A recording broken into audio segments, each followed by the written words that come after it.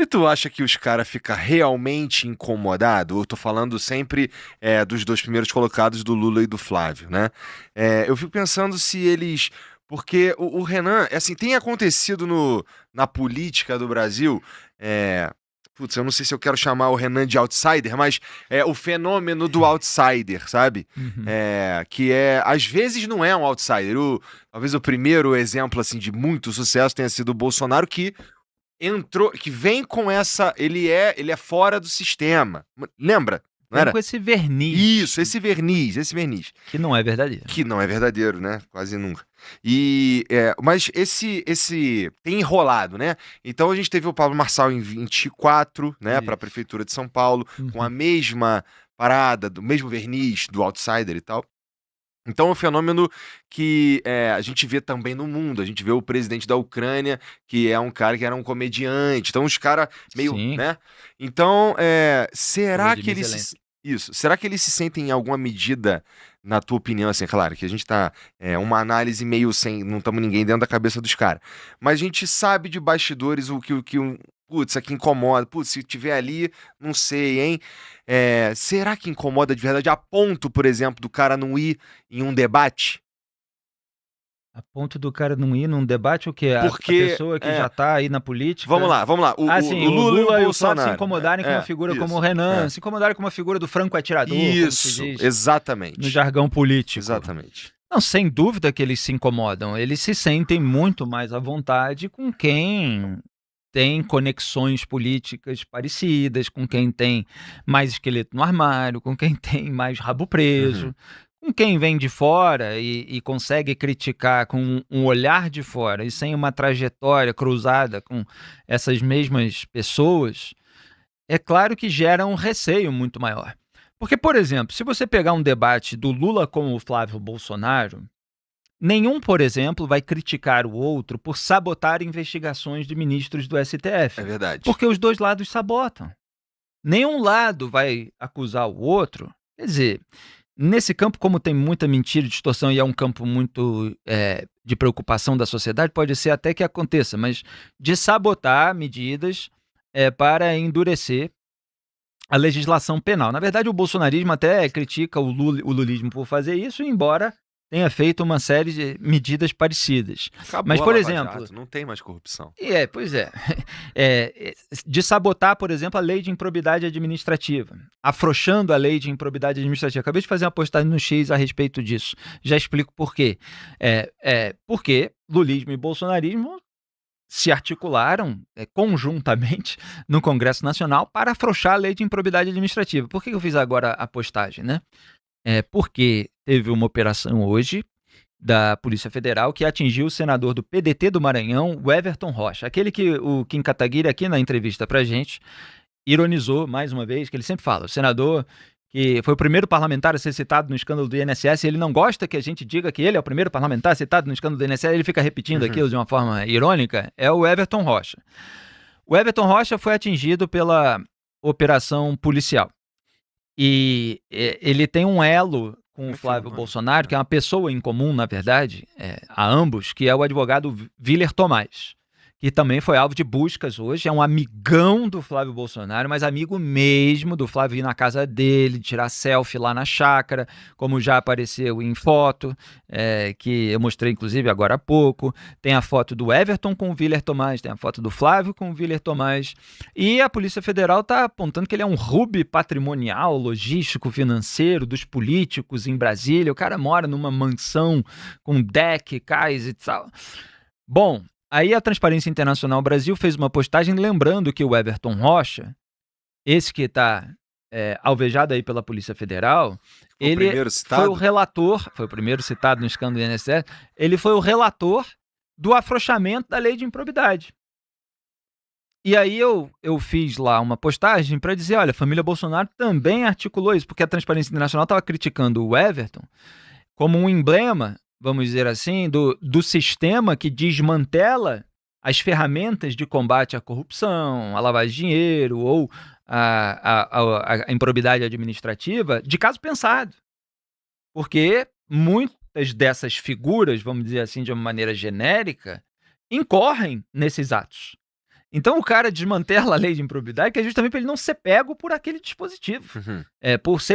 Para ele não ser enquadrado naquele dispositivo, porque ele sabe que ele pratica aquelas ações. E no caminho ele vai livrando também os outros caras, né? Ele vai todo livrando mundo gostando. Exatamente. E muitas vezes o que acontece vai além da classe política. Então a classe política, para se blindar, como já apontei várias vezes aqui, contra acusações de corrupção, ela acaba facilitando, direta ou indiretamente, a vida dos integrantes de facções criminosas armadas. Porque você dificulta o combate à lavagem de dinheiro, enfim, tem uma série de ferramentas ali que são comuns para o combate aos crimes de colarinho branco, como corrupção, lavagem de dinheiro, peculato, fraudes financeiras, etc. E o combate à lavagem de dinheiro do crime organizado, né? Então eu fiz uma postagem para lembrar que a família Bolsonaro também articulou o afrouxamento da lei de improbidade, que tinha como relator o Everton Rocha. Então é mais um ponto em comum, né? Sabotaram junto a lei de improbidade, tem o mesmo amigão lá, que é aquela raposa das sombras do poder em Brasília, e a Polícia Federal levantou aí uma série de elementos mostrando que ele pagou casa, transferiu dinheiro para a mulher do senador e tal. Tomara que essa investigação avance e que, eventualmente, esse advogado conte muita coisa que ele sabe. Duvido que vá contar, mas aí o Daniel Vorcar sem contar nada há tanto tempo. Essas coisas são muito arrastadas no Brasil. Mas, enfim, eu fui fazer um mega parêntese aqui, mas era para voltar. Qual foi o ponto da sua pergunta? Eu estava falando se o Flávio Lula, se o sim, no debate entre o Flávio. Só voltando aqui ao ponto. Então, num debate entre o Flávio e o Lula, não vai ser dito que eles sabotaram a investigação de ministro do STF, que sabotaram a lei de improbidade. O Everton Rocha é vice-líder do governo Lula no Senado, tá? Esse senador do PDT do Maranhão que foi atingido pela Polícia Federal hoje. Esse então não você é o primeiro precisa citado naquela parada do INSS. Exato, ele mesmo. Então você precisa de outros candidatos que não sejam ligados a esse acordão, para apontar isso num debate que é televisionado para muita gente que não acompanha a política, que não assiste a programas como esse, que só vai se interessar porque vai ter uma treta, vai ter briga ali, de 4 em 4 anos. Então, nas vésperas da eleição, são nesses 2 últimos meses. Então, a gente está aqui há 4 anos falando de tudo que está acontecendo e tal, nesse mandato, vamos dizer assim, que é o mandato presidencial, que é uma referência aí de 4 anos. Porque mandato de senador é de 8. Mas tem gente que só vai se ligar agora. Como aquele torcedor que não acompanha futebol, mas as finais da Copa do Mundo ele vai ver. Então, se você não tiver gente no debate para puxar esse tipo de assunto, ele não aparece no enfrentamento direto.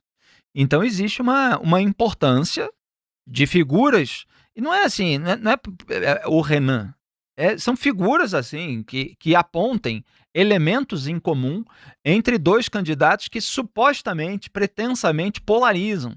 E as pessoas têm essa falsa impressão, porque eu consigo entender que elas se confundam, de que pessoas que disputam o mesmo cargo, elas são opostas em tudo. E elas não são. O fato de elas estarem disputando o mesmo cargo não quer dizer que elas não tenham práticas comuns, não quer dizer sequer que elas não se aliam eventualmente em torno de pautas comuns.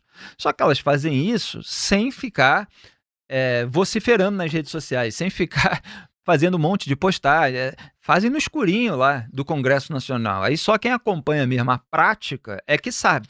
Não é nem que não é público, é que eles só não fazem alarde, Não fazem alarde. Era a expressão que eu estava procurando. O Igor, com muito repertório vocabular, trouxe aqui para abrilhantar a descrição. Então não fazem alarde em carro de som, não fazem alarde em rede social. A gente tem que ver lá naquelas listas muito técnicas, aquelas planilhas de votação no Congresso Nacional, tem que apurar nos bastidores quem conversou com quem para fazer o acordão, tem que ver num afrouxamento, por exemplo, de uma regra para responsabilizar e punir, quem é que está votando com qual interesse.